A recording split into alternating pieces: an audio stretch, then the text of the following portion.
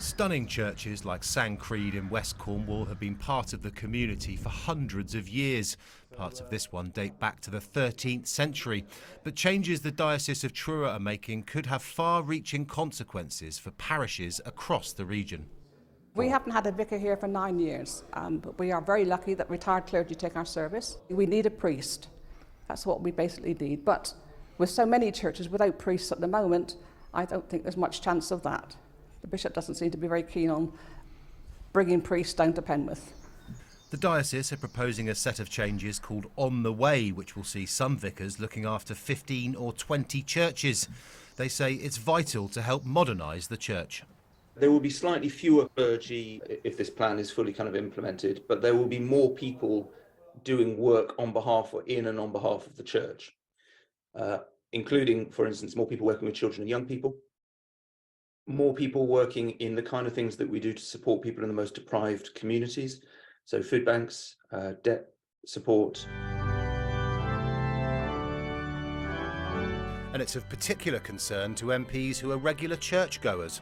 One of the things I've valued so much in my life is being able to know who the parish priest is and to be able to have a relationship with them. And that's very, very important. That's something that's becoming more and more difficult, I think, particularly in the Diocese of Truro. It's becoming more and more in question. And I know that when people see here in the Houses of Parliament bishops having very strong opinions, you could say pontificating on legislation here in Parliament, rather than focusing on the health and well-being of the church of which they are leaders, it understandably is causing great concern.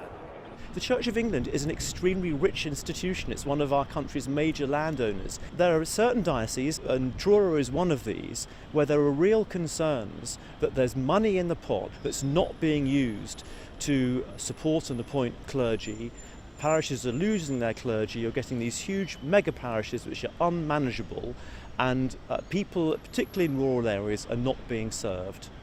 If these plans do go ahead, campaigners say it could have dire consequences for small parishes. Well, I think it's very salutary to look at Wales. They did about 10 or 15 years ago, over a period of years, what is being proposed in the Truro diocese and elsewhere in this country, which is to form these what we call mega parishes. And guess what? Within 4, 5, 10 years, they start closing. The campaign group hope getting MPs on side will add more weight to the argument to get vicars in churches like this more regularly.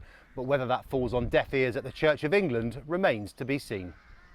The Church of England nationally does have it's very wealthy.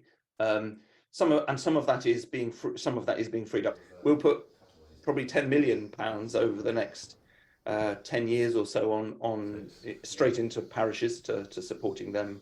And then we have got money to do some of these other things. I mean, in the end, it's about what we think the church is. It's about what we think we're here for. It's what we think matters. That's the most important thing.